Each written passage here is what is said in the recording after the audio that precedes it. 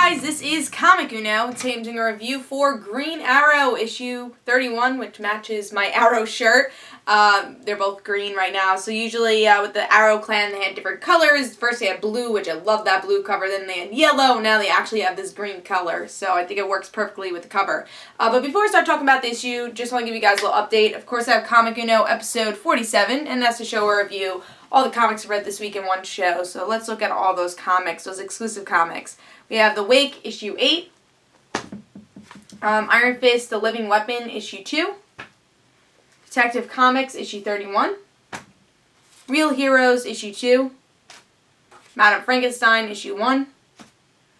Angel and Fate, season 10, issue 2. The Woods, issue 1. Powerpuff Girls, issue 9. And Grim Fairy Tales, issue 97. And that is it. I was going to just show Green Arrow, which is not an exclusive comic.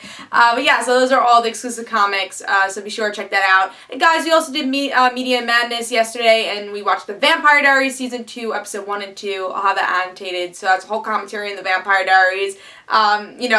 Yeah, you'll check it out. I was going to give some hints about it, but check it out. That's annotated. But let's talk about Green Arrow, issue 31. We've already talked about the cover. Really like the covers. I feel iffy about the art for Green Arrow. Like, it's beautiful art. Love the art. But I don't know if it really fits a Green Arrow title, and I've been saying that. It's such a dark title for a lighthearted superhero at times. Even though he's a little bit darker in the Arrow show, I feel like they're able to balance it more with the Arrow show. But this is like complete darkness with this with the series, especially with the art. The art makes it very dark. So I just want to mention that because the cover kind of reminded me of that. And it still goes for the same thing for interior art. Look up, it's beautiful art, but it is very dark for this title. So in my opinion, I don't know if it really fits Green Arrow. Let's go into the story. We get to see that cliffhanger was that Oliver's father got shot and he's dying, and he actually does die in this issue. And he died on the island. His whole mission was the Arrow clan, and he's dying with his mission. And then the sister, Oliver's sister, finds out the truth about Shadow, about Oliver's father actually being her father, and now wants to kill the person pretending to be her father, which the person we've been following this whole entire time. And I don't think it was Count Vertigo. Trying to think of his name. I think it was Komodo. It was probably Komodo, who is pretending to be her father the whole time. So she gets really pissed, and she's one of those people that could be like, hey, I'm going to kill you. And she kills her own father. And Shadow doesn't think that's a great idea, but Oliver understands. Like, look at what this girl's been through. She's been lied to all her life just like I have. A lot of the same tones from the Arrow show. And that's pretty much what's going on. And we get to see that Oliver's done with this Arrow clan. He pretty much breaks the Arrow and says, you know what, I'm just going to Seattle. I'm done with you guys. You guys could do whatever you want after this. I did my part. I saved the innocent. I had justice, but you could deal with your own drama. And then we have another story going on. In between, we have actually two stories. One's with Dig. He's meeting up with literally all these Green Arrow villains, which is not Count Vertigo. So I think it was Komodo, who was the sister's father. But we get to see all these Green Arrow villains. We get to see Count Vertigo, Brick, who else do we see? Richard Dragon, Killer Moth, Red Dart, all these big Arrow villains, Green Arrow villains, and Dig is encountering them, and obviously not in a good situation there. And then the other stories with Katana, which I feel is really weird. I guess she's part of the clan. She's trying to get her sword clan because she's part of that. But honestly, having Katana in this issue just didn't really make sense to me. I thought that was the more boring part.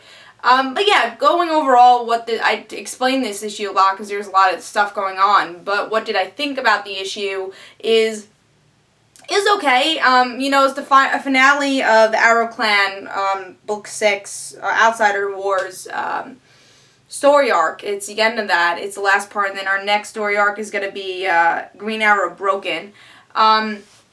But yeah, it was okay. I don't know. I just feel like this is not my Green Arrow, and I'll keep saying that until I find my Green Arrow somewhere, which seems like Justice League United might have more of my Green Arrow. But I want to see more of the Arrow family. I do, and I just feel like this team, it doesn't quite work. They're trying to put them in. It doesn't even work with Dig.